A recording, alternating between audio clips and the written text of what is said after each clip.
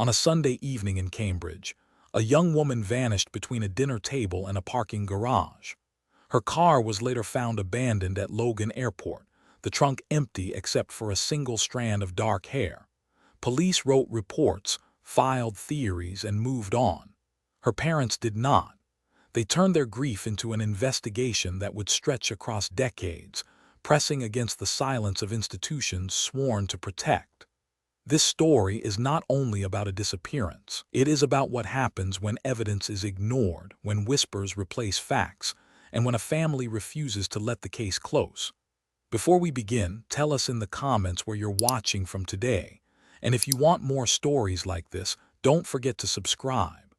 The night Alina Ward vanished was ordinary on the surface.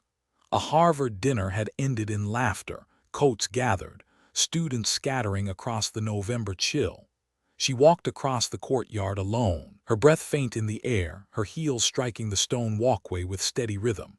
Witnesses said she looked calm. Her car, a dark sedan, was parked in the garage across from the dining hall. She never made it home. The vehicle turned up the next day at Logan Airport, sitting on the upper level of long-term parking. Inside, her leather handbag rested neatly on the passenger seat. Lipstick, a comb, a folded receipt for coffee purchased at 9:15 p.m. and nothing else. The trunk was empty except for a single strand of long black hair caught on the lining.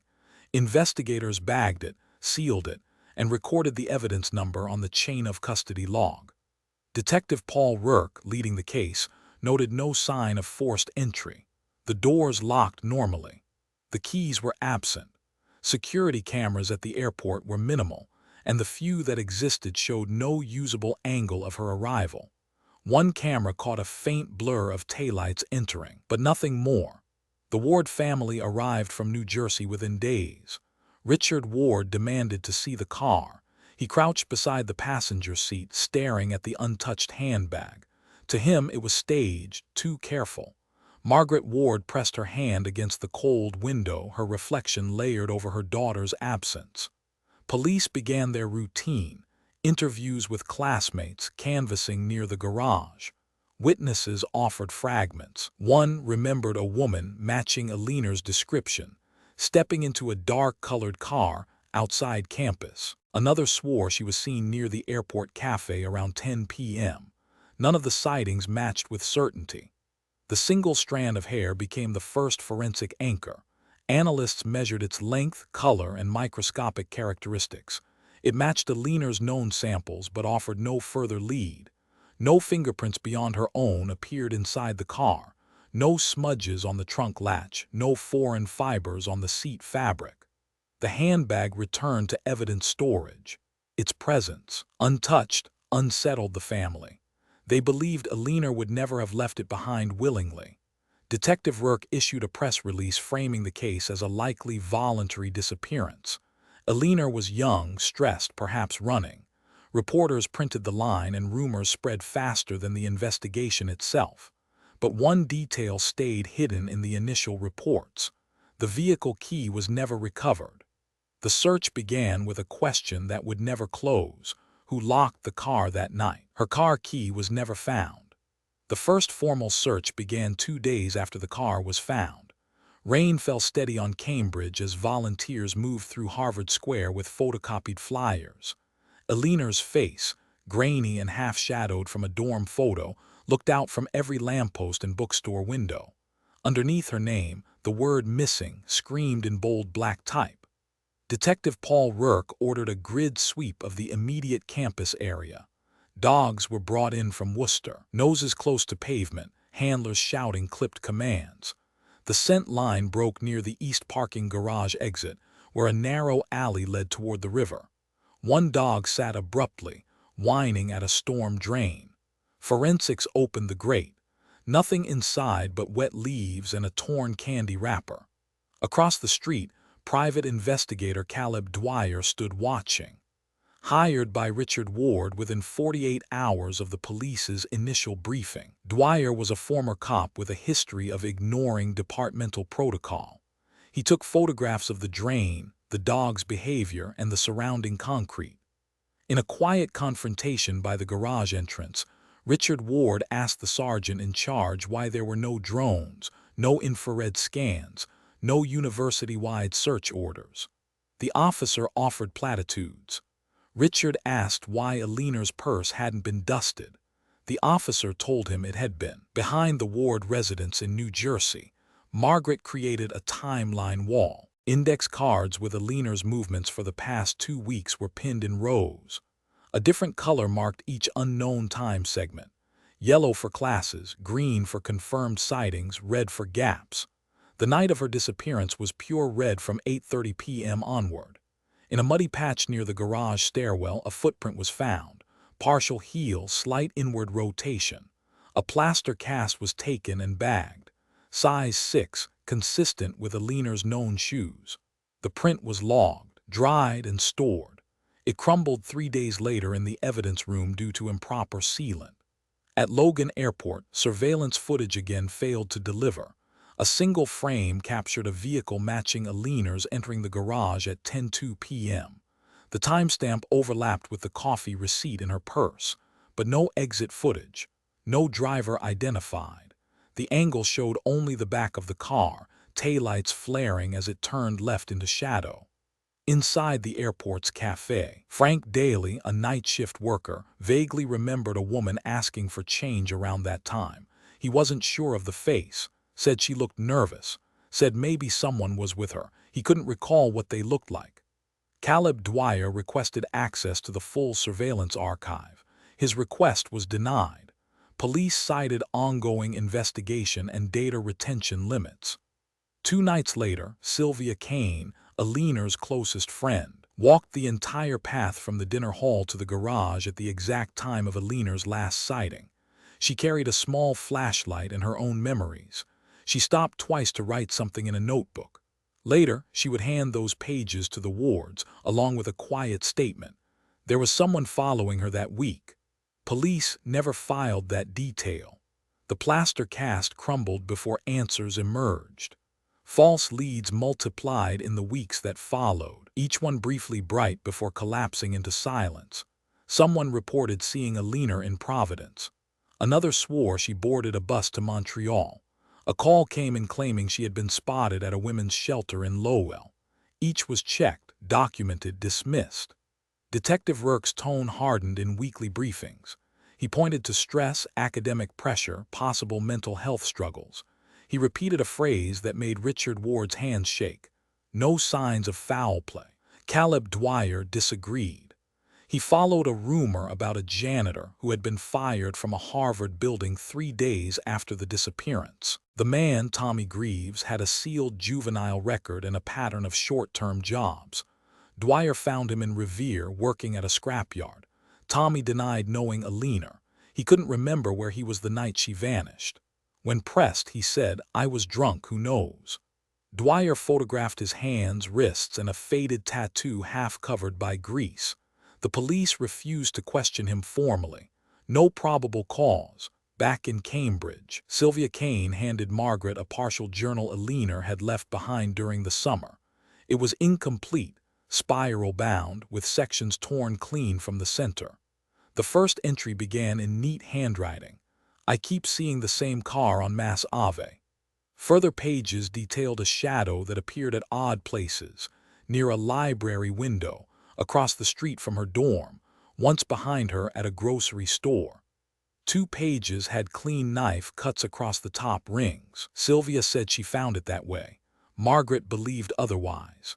The journal went into the evidence locker, logged as item 27B. It sat beside a file of anonymous tips about a professor Alina had been close with, Alan Hewitt. A tenured faculty member in European history, Hewitt was known for mentoring high-performing female students. He denied all rumors, said Alina was brilliant but troubled.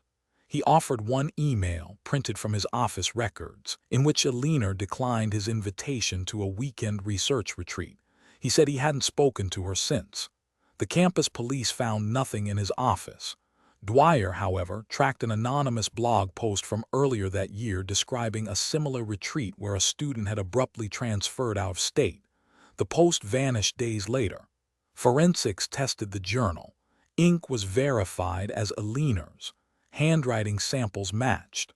On one page, pressure impressions suggested a missing sentence. "I think he knows I know." The lab couldn't restore the full sentence. The torn edges offered no fingerprints. Later, when pressed for updates, Detective Rourke mentioned the phrase situational hysteria. He dismissed both Dwyer and the wards from the department lobby in front of a local news crew. Behind the scenes, the chain of evidence grew inconsistencies.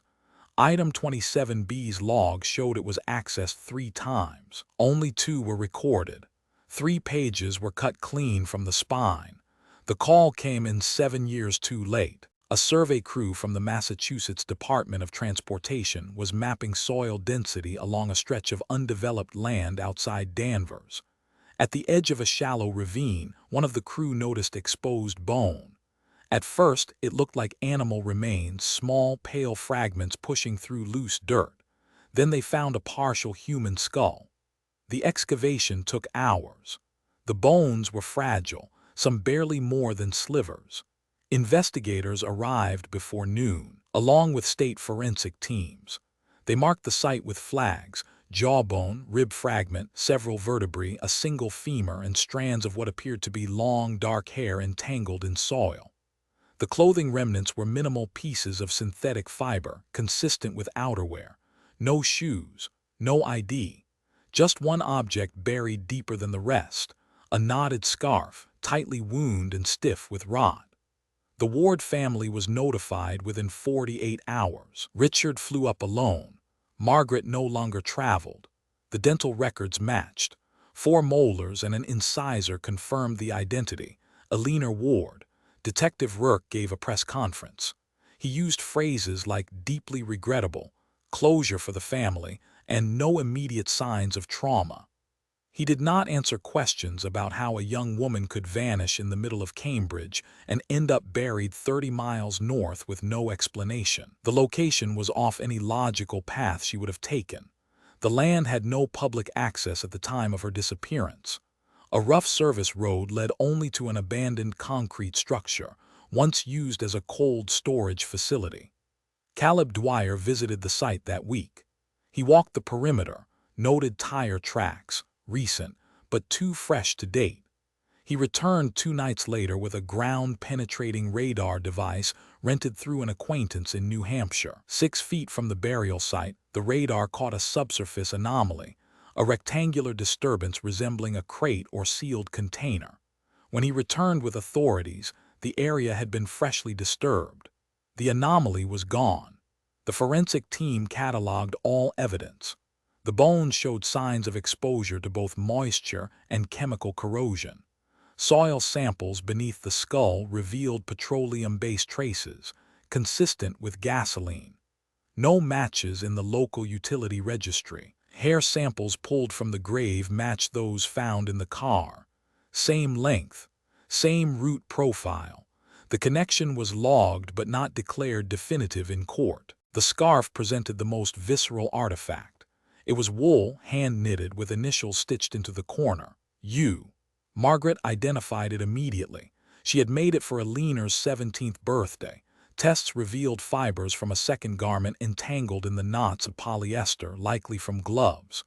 Dwyer requested the scarf be retested for skin oil traces. Police declined.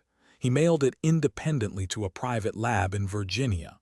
3 weeks later, the lab returned the result: partial male DNA, degraded but consistent across 2 loci. Not enough for a Cody's match, but a forensic echo that would haunt every report to follow.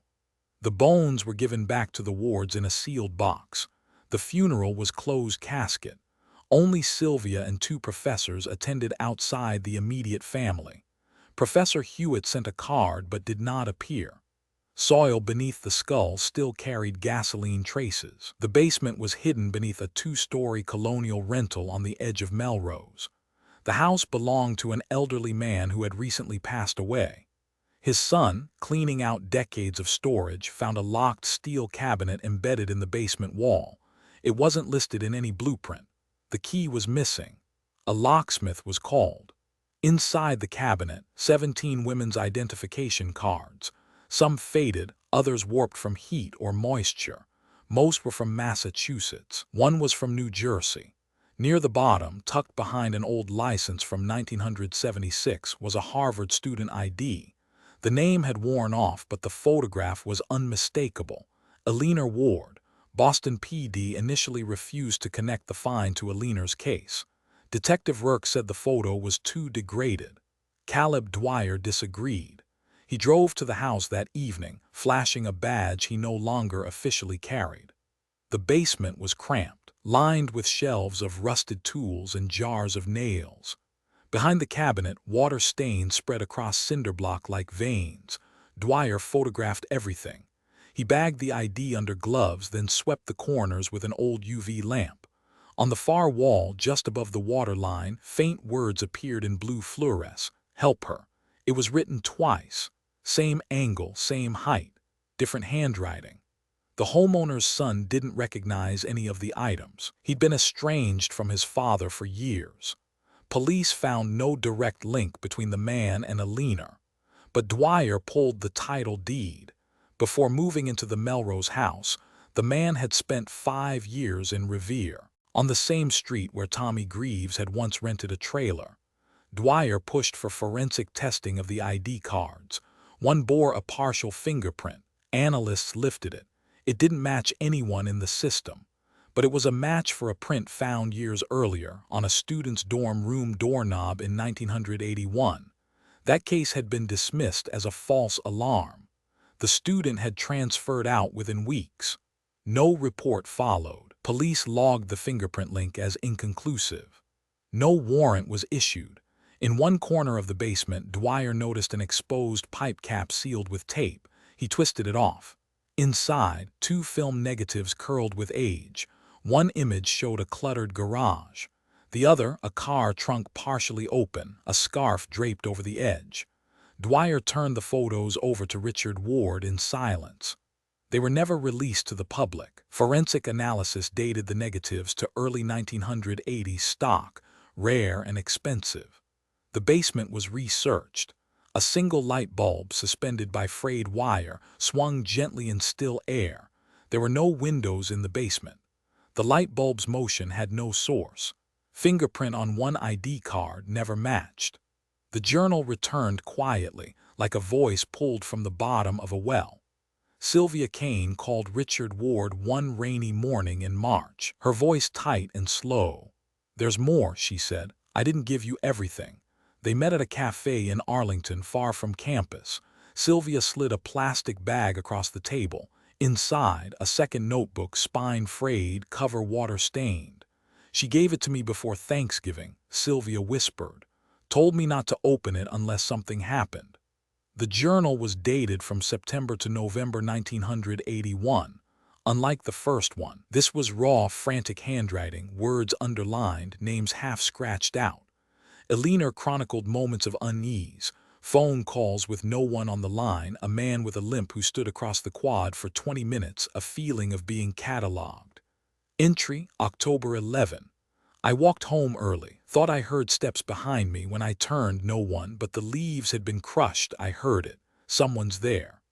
Entry, October 28. "Professor H asked again about the retreat, said I looked tired, said I needed quiet. I lied. I told him I was going home." The entry stopped mid-sentence. In the final pages, the tone shifted.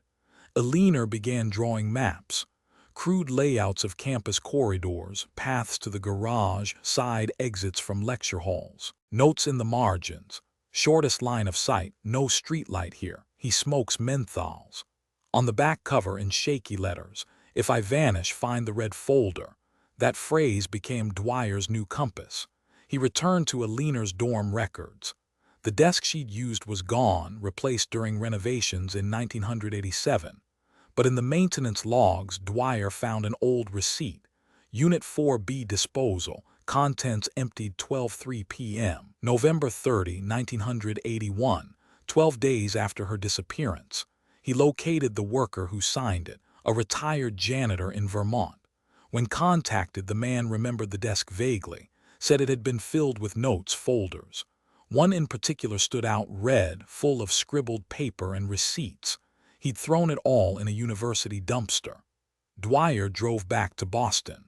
At the University Archive Center, he requested dumpster logs. Only one bag from that day had been pulled for unusual contents, paper soaked in something sticky, presumed to be soda or juice.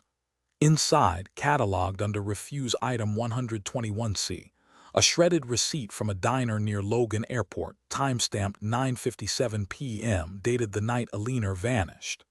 No name, no signature, but in the left margin, written in Aliner's handwriting, "This is where he changed clothes." Forensic analysts enhanced the ink using infrared fluorescence. The note was authentic. The receipt had been logged, then forgotten for over 2 decades. Dwyer ordered a digital reconstruction of the red folder's probable contents based on fragments from both journals. A forensic linguist cross-referenced the entries with known campus movements. The pattern revealed a triangulation between Aliner, Hewitt's office, and a nearby building used for storage. That building had been leased in 1981 by a third-party educational foundation. One of its board members, Franklin Daly, night shift worker at Logan. Nobody had ever asked what other jobs he held. Her last line ended mid-sentence. The names weren't on any official list. No investigator had typed them out. No courtroom had ever read them aloud. But Caleb Dwyer had arranged them anyway, on a motel room wall stained faintly with nicotine and time. He printed the photographs one by one, laid them beneath scribbled timelines, drew lines where the police had erased them. He didn't need a badge to find a pattern. He just needed to look where others had refused. He began with Professor Alan Hewitt, polished, respected, and untouchable. A senior faculty member in Harvard's history department, Hewitt had mentored dozens of students across 2 decades, most of them young women. Many of those students transferred out early, without transcript requests. One filed a complaint. It vanished without consequence. When Dwyer asked for access to the university's personnel archives, he received a curt letter citing faculty confidentiality protections. Aliner had written his initials in her journal 6 times. H, sometimes A.H., once a full name. One entry stuck in Dwyer's head for days. "He knows my schedule better than I do." The ink was darker on that page, as if pressed harder or rewritten more than once. The second name was Tommy Greaves, the janitor who technically never worked for Harvard. His name didn't appear on any official payrolls. But Dwyer unearthed a single maintenance rotation sheet from October 1981. Greaves had substituted for a sick worker in Aliner's dormitory. His name had been entered in blue ink and then scratched out in red, a quiet erasure no one had noticed. Greaves had grown up 3 towns over, worked construction, and fell from scaffolding in 1978, tearing his knee and earning a small settlement. Since then, he had drifted part-time work, trailer rentals paid in cash. He was left-handed, something Dwyer noticed when watching him light a cigarette in Revere. The handwriting found in the basement of a Melrose house, "Help her," had a distinctive leftward slant, confirmed by a forensic analyst as consistent with left-hand pressure. Then came Franklin Daly, a quiet airport employee who had been interviewed once in 1981 and quickly dismissed. At the time, he was just a name on a shift list, but Dwyer had uncovered more. Daly had been on duty at Logan the night Aliner's car was found. He had also served on the board of the Fremont Academic Initiative, a short-lived foundation that, during that same month, had leased a building Aliner referenced multiple times in her journals. That building had no academic history. It wasn't on any tour. But Aliner had drawn its floor plan by hand and labeled certain corners. No cameras, sound echoes, closet locks from outside. More than coincidence, but not yet proof. Dwyer worked through the sequence again, not as a list, as motion. Aliner had left the faculty dinner around 8:45 p.m. Several attendees remembered her coat, wool, dark red, and the way she folded it over her arm rather than wear it. One classmate saw her speak briefly to Professor Hewitt outside the dining hall. The interaction was short. She didn't smile. By 9:15 p.m., she had made her way to a campus cafe. The coffee receipt, black, no sugar, had her signature on it. Surveillance footage was unavailable, but the cashier on duty recalled her. Said she seemed distracted. She kept checking the windows, he remembered, like she was timing something. At 9:57 p.m., a separate receipt surfaced, this one found decades later inside a red folder recovered from her dorm locker. It came from a diner near Logan Airport. The item ordered was a grilled cheese sandwich, no drink. On the left edge of the paper, written in Aliner's handwriting, "This is where he changed clothes." There was no transaction history for the purchase. It had been paid in cash. At 10:02 p.m., Aliner's car was captured on an airport surveillance feed entering the long-term parking structure. The video quality was poor. Only the back of the vehicle could be seen, brake lights flaring red as it turned left behind a pillar. 3 minutes later, at 10:05 p.m., a figure stepped out of the passenger side. Male, heavyset, limping.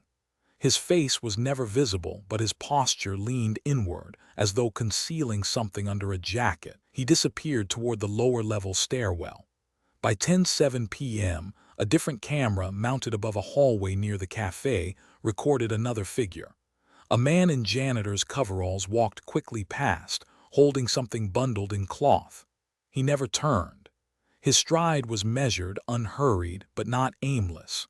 The camera's reflective convex surface distorted his features, but the outline matched known builds for Greaves at the time. Dwyer submitted the footage for spectral analysis. A forensic technician extracted color profiles. A faint smear of dark blue latex paint was visible on the left sleeve of the coveralls. The same chemical composition had been used on the stairwell walls of Building 4A, the one Greaves cleaned that week, the one Aliner wrote about in her journal. Forensic reanalysis of the scarf, found with Aliner's remains, confirmed another detail missed in 1989.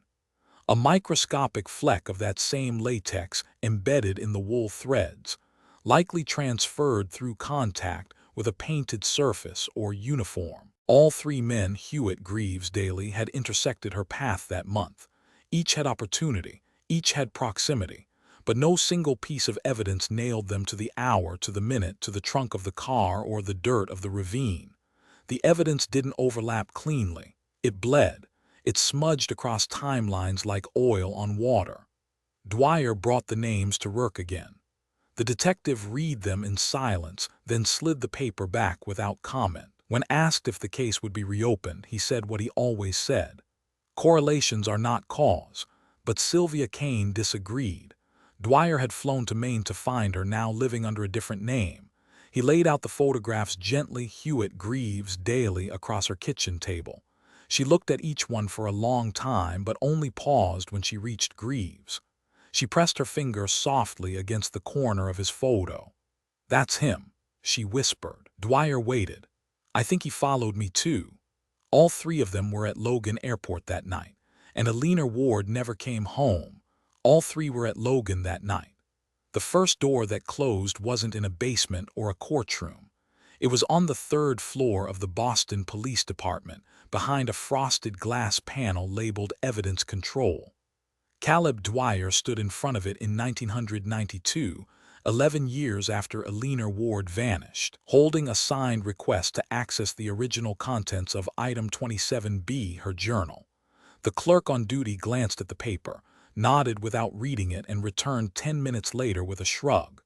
"Box is missing," he said. "Might have been moved during the flooring renovation." There had been no flooring renovation.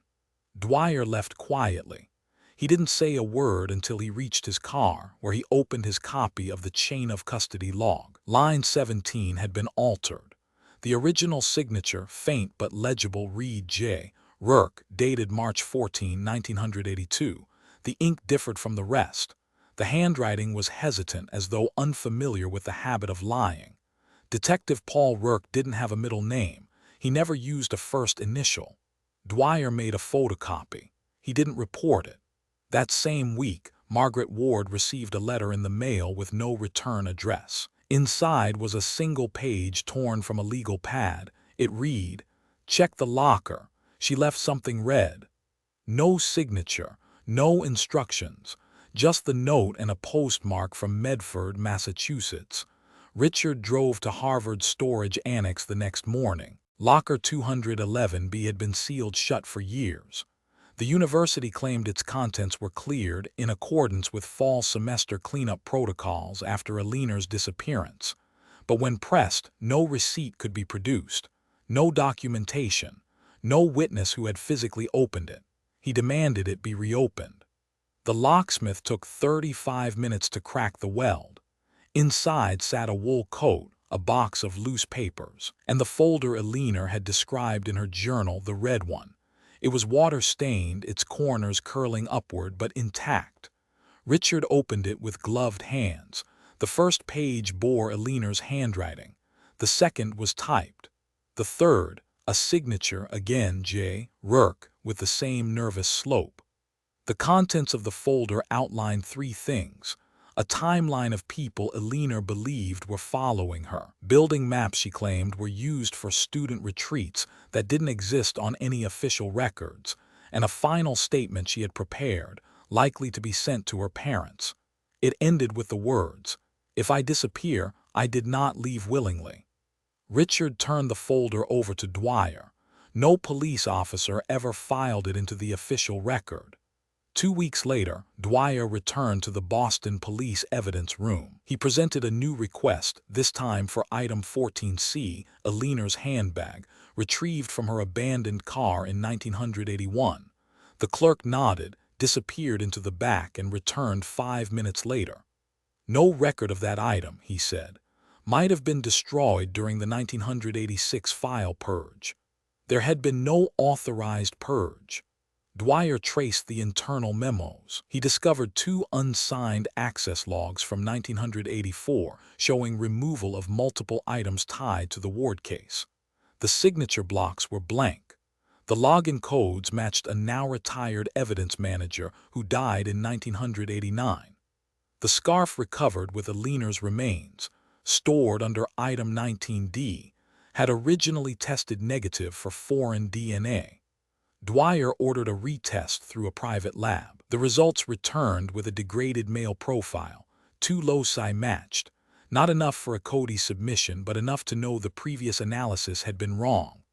Dwyer filed a formal complaint to the district attorney's office. The file was acknowledged. Then nothing. A week later, his apartment was broken into. Nothing was stolen. Only the wall where his case map hung had been stripped, photos removed, lines torn, thumbtacks still buried in the plaster. His fireproof cabinet was left open, but no documents were taken, only rearranged. No fingerprints were recovered. He never reported the break-in. Back in New Jersey, Margaret began cataloging every missing or altered item related to Alina's case. She kept a spreadsheet. 14 items unaccounted for, 6 photographs misfiled, and 3 audio tapes that were never transcribed. When she contacted the university police to ask about one of Alina's recorded counseling sessions from October 1981, the officer replied, "That tape was recycled." Recycled. She didn't cry. She just wrote the word down and underlined it. In 1993, a journalist from the Boston Ledger attempted to file a FOIA request for the full Alina Ward case file. The request was denied. The justification was chillingly simple: case closed, contents restricted. The journalist published an op-ed instead, titled "The Case That Wasn't," outlining the inconsistencies, the chain of custody gaps, and the vanished personnel. Days later, her newsroom received a letter typed, unsigned, citing legal repercussions for defamation of state entities without evidence. She never pursued it further. Meanwhile, Dwyer discovered that the Fremont Academic Initiative, the shadowy foundation that leased the building Alina had drawn, had been dissolved in 1984. Its financial records were inaccessible, but a subcontractor listed in their filings led Dwyer to a shell company registered in Delaware. That company had been used in the early 1980 to fund building renovations at Logan Airport. He searched the list of approved contractors. The name Franklin Daly appeared twice, once as a site supervisor and once as a security liaison. Neither title had ever been disclosed during initial police questioning. Dwyer submitted his findings to the Attorney General's office. No reply ever came. Years passed, key witnesses retired, logs were overwritten, buildings demolished. One day, Dwyer returned to the Melrose house, the basement where the cabinet had held Alina's ID. The home had been sold. The new owner let him look around. The cabinet was gone. The wall behind it had been patched with new drywall. The floor had been tiled over. The only remaining evidence was in Dwyer's photographs. He looked at them nightly, cataloging the shadows. One evening, a letter appeared on Richard Ward's porch. No stamp, no return address. Inside was a single photograph. Alina walking across campus, taken from behind. The angle was low, almost crouched. She hadn't known it was being taken. On the back of the photo, in unfamiliar handwriting, "You were right not to stop." Richard didn't show it to Margaret. He filed it into the red folder and locked it away. The next day he changed the locks. The evidence room door was left unlocked. It began with a number, a routing code buried in the bottom corner of a Fremont Initiative tax form, pulled from a defunct Massachusetts nonprofit registry. Caleb Dwyer had scanned the document 3 times and missed it, mistaking the faded digits for a filing stamp. But the number wasn't administrative. It was financial, a trace left behind when someone failed to scrub everything clean. The routing number led to a regional bank in Waltham. From there, to a corporate account under the name North Point Group LLC, incorporated in Delaware like so many ghost entities, and listed at an address shared by 19 other companies. North Point had no staff, no phone number, no tax ID on public record. But it had issued a single wire transfer, $40,000, dated October 19, 1981, to the Fremont Academic Initiative. 3 weeks before Alina vanished, that transaction was the first signal that Alina's death had moved beyond individuals, beyond Hewitt, beyond Greaves, beyond Daly, and into the realm of systems. The building Fremont had leased was real, yes, but its use had never been educational. A city records clerk found a handwritten application to reclassify it for temporary occupancy. The form was approved in just 36 hours, unusually fast for that time. No one remembered who pushed it through. The listed reason: Student Retreat Research Facility. The address: Building 4A, the same one Alina drew repeatedly in her journal. Dwyer returned to those drawings. One sketch marked a window with false blinds. Another, a closet that locks from the outside. One map featured only 2 words at its center: not Harvard. From inside the red folder, he pulled a second sheet, a faded carbon copy of an unsigned contract. It showed that Fremont had leased the building from a shell company registered as Brackenridge Solutions. That company had also held short-term custodial contracts at Logan Airport. Their listed security subcontractor, Daly Facilities Group. It looped back, again and again. Daly had touched every surface. He'd worked the night shift. He'd filed repair orders for multiple broken cameras. He'd supervised installation of restricted access door locks on Terminal C. One of those locks malfunctioned the week Alina's car was found. The repair log had been overwritten. Line 23 on the sheet was blank. Dwyer followed the network into state politics. One of Fremont's former co-signers had donated $12,500 to a candidate for Attorney General in 1982. That same candidate declined to reopen Alina's case in 1991. A different name on the donation form was later connected to a federal bribery probe in a highway bidding contract scandal. None of these events were directly tied to Alina Ward, but their gravity bent the same orbit. Meanwhile, Dwyer located a warehouse on the outskirts of Lawrence. It had once stored Fremont's office supplies, according to municipal property tax filings. When he arrived, the building was empty. A new tenant had just moved in, a tire distributor with no knowledge of the previous occupant. But in the back corner, behind an old fuse panel, Dwyer found a wall safe embedded in concrete. It had been drilled open long ago. The interior was empty, but above it, on the drywall, someone had written 3 letters in black marker. E.W. No one could explain how they got there. Dwyer reviewed Alina's phone records, what little remained. In the 2 months before her disappearance, she had made 6 calls to a Cambridge number registered to an organization called Northlake Educational Trust.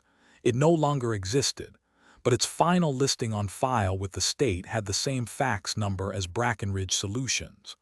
Northlake, Brackenridge, Fremont, different names.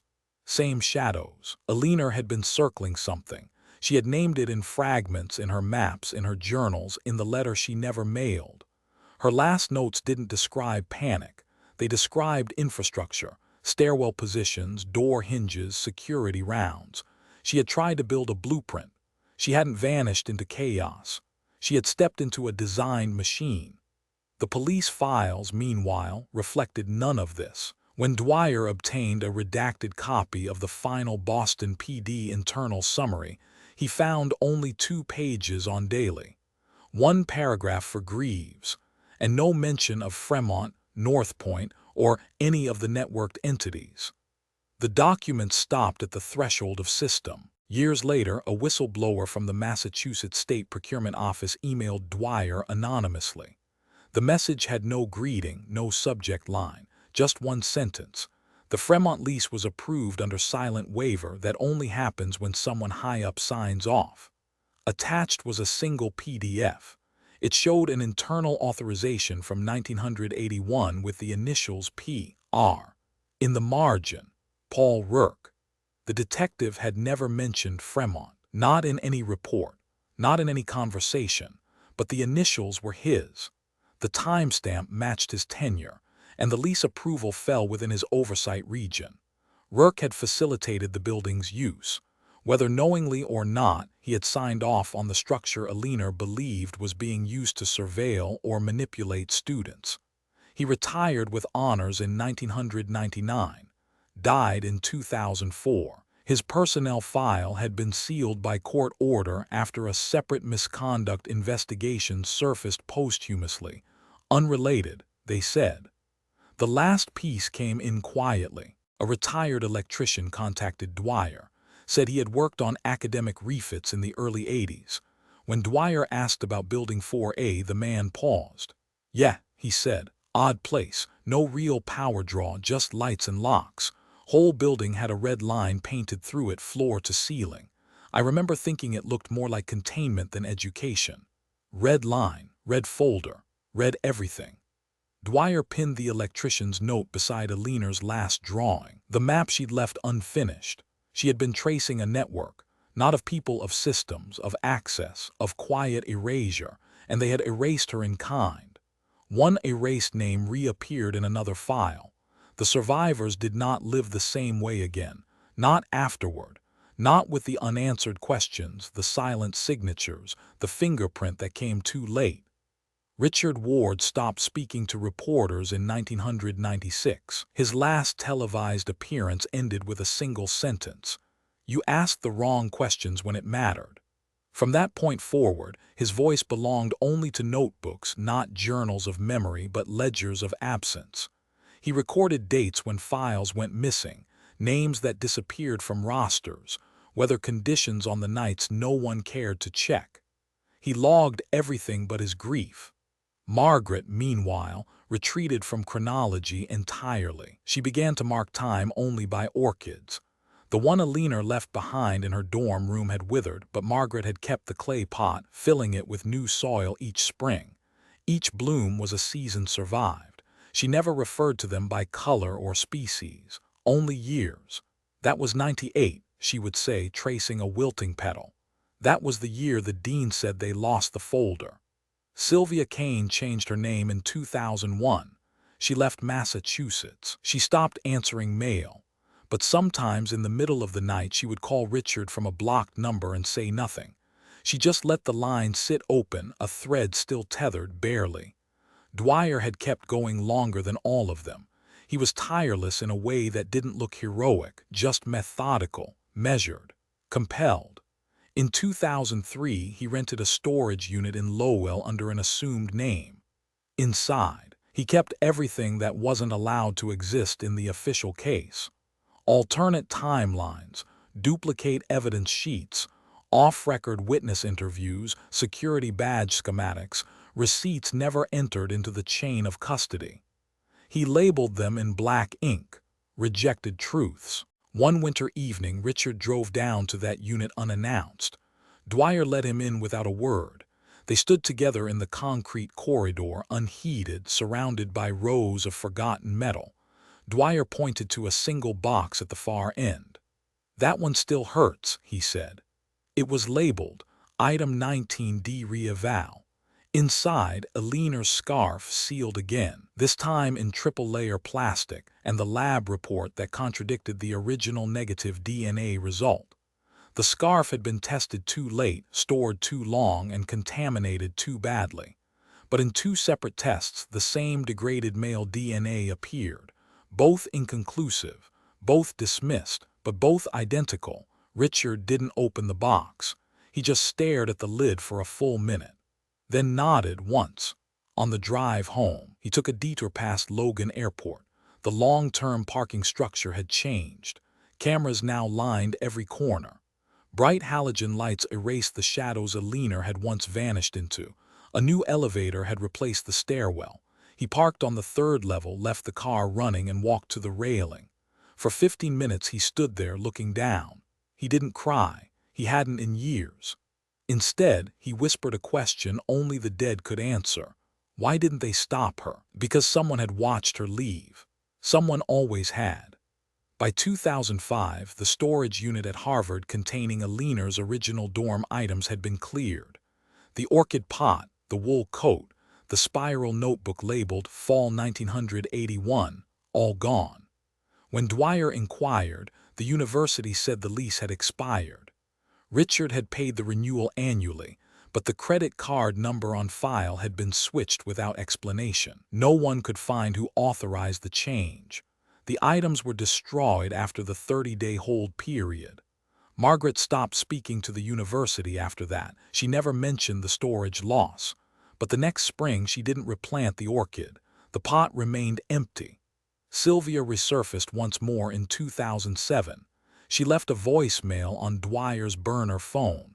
Just a street name, Avery Avenue.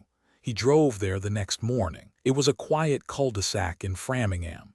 At the far end was a small townhouse with ivy curling up one side. On the porch sat a single box wrapped in brown paper. No name, no return address. Just two words written in Sharpie, "Keep safe." Inside, photocopies of journal pages Alina had given Sylvia weeks before the disappearance, different pages than those recovered by the wards. These were unedited. One showed a list of building names and times. Another, a diagram of a circular room with one door and no windows. At the bottom, "They use it for sorting." The phrase meant nothing to Dwyer, but it had appeared once before in a memo about Fremont's property zoning.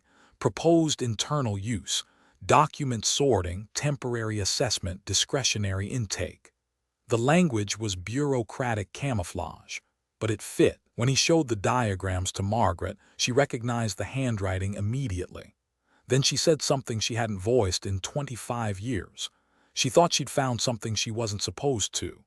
Richard didn't respond. He had begun losing his memory by then, names, dates, locations. But every night before bed, he still opened a drawer in his desk and stared at the envelope inside. The one containing the original copy of the car key, mailed anonymously in 1991, never filed as evidence. He never used it, just held it. In 2010, Dwyer made one final push. He compiled a full forensic dossier and submitted it to a private cold case task force. It was rejected. Insufficient prosecutorial pathway, they said. He boxed everything. Labeled the file, "Survivors' evidence, do not destroy." The following spring, Margaret died. Richard followed a year later. In their will, they requested Alina's file, all copies, all exhibits, all photographs be buried with them. The court declined. The state retained everything under archival restriction. Sylvia attended the burial alone. No one recognized her. She placed a red scarf on the coffin and disappeared. By then, most people had forgotten Alina Ward. Her name became a statistic in a law enforcement audit, a line in a grant proposal, a training anecdote for procedural failure. But her room remained sealed. The campus maintenance team refused to convert it. The plaque outside simply reads Storage 4B, but the staff had another name for it. They called it the room that asked too much. Inside one box was a single missing key. There was no murder trial. No prosecutor ever stood before a jury and spoke Alina Ward's name in the context of a homicide. No indictment for unlawful restraint. No official cause of death. Just whispers, fragments, and a chain of broken custody that stretched thin enough to snap the moment weight was applied. But there were trials. The first came in 2011. Tommy Greaves, long silent, long gone from any formal paper trail, was arrested on charges unrelated to Alina, illegal possession of firearms, resisting arrest, and falsifying identity during an employment screening. When his prints were taken and entered into the system, they pinged against a cold fingerprint, one found in 1990 on the basement ID card tied to Alina's case. It wasn't a full match then. But now, with improved databases and algorithms, the match came back 97.8% confidence. It wasn't enough for a homicide charge, but it was enough for obstruction. The DA pursued a narrow case, unlawful possession of evidence and interference with a police investigation. They avoided tying Greaves to the actual disappearance.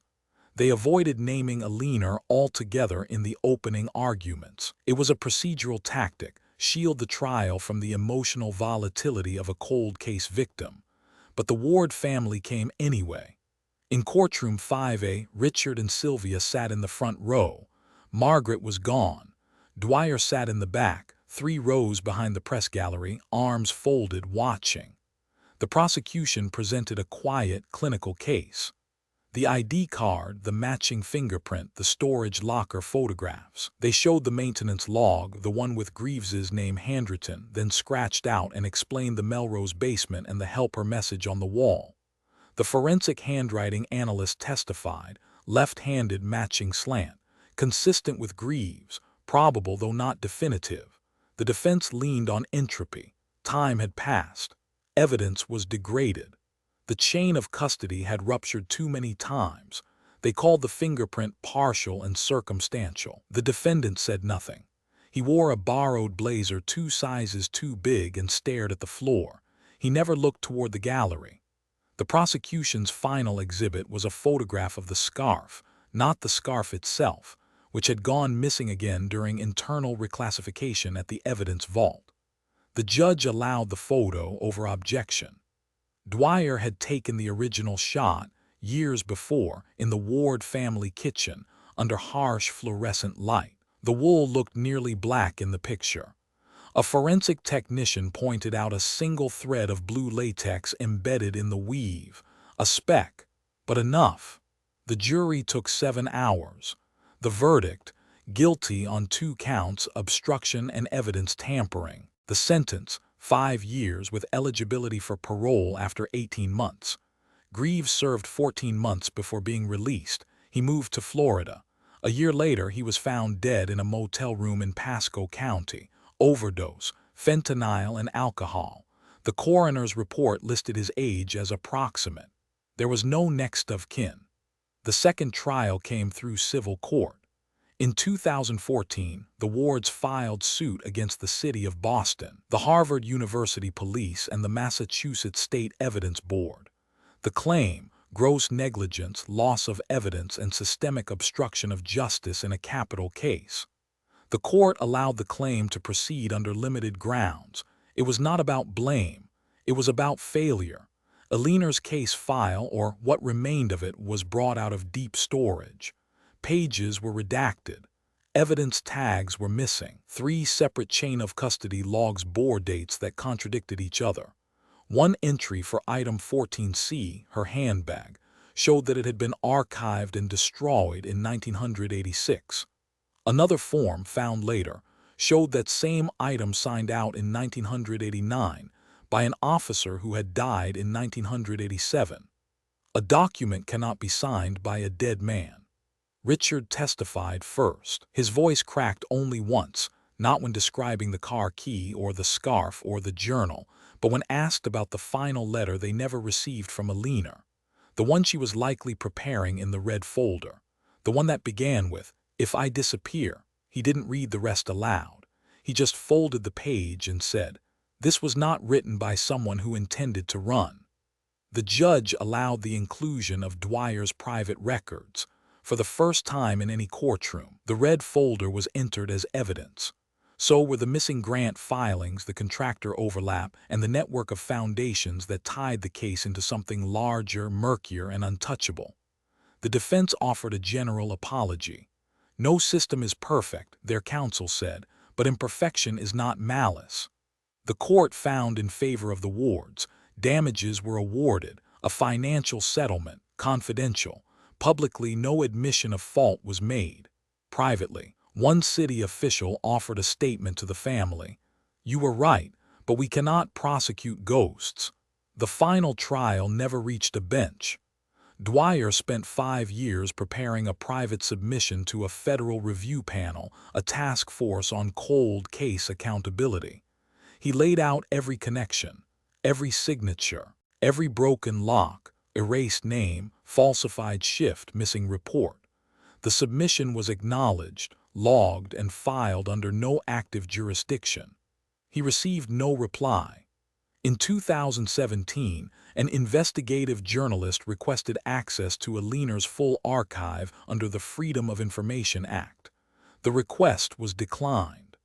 The file had been reclassified under the State Historical Sensitivity Act, a little-known statute created to protect individuals connected to non-prosecuted legacy cases of institutional risk. Translated, it meant sealed forever. That year, the ward's attorney moved to have Alina officially declared a victim of homicide. The petition stalled. The coroner's original cause of death, undetermined due to condition of remains, had never been amended. No new autopsy would be conducted. The remains had already been cremated. There would be no posthumous justice. No plaque was ever placed. No building renamed. No trial transcript ever mentioned her full story.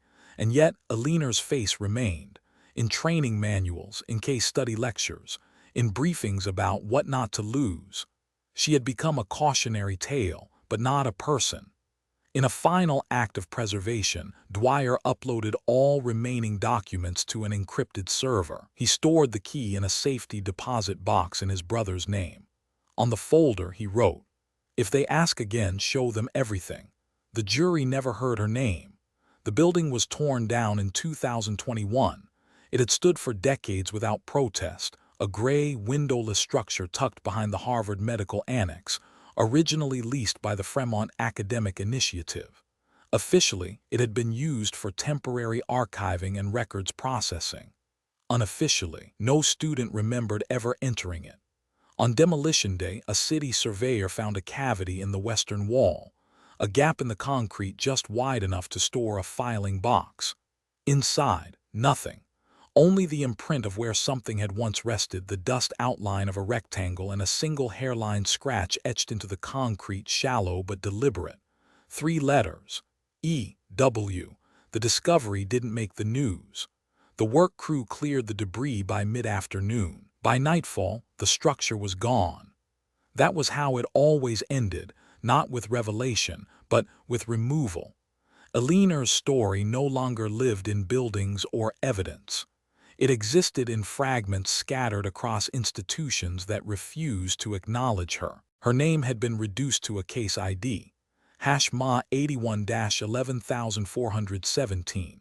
Her records, once active, now lived in cold storage under state seal. In the public archive, the file ends with a 3-word entry, "Body recovered, closed."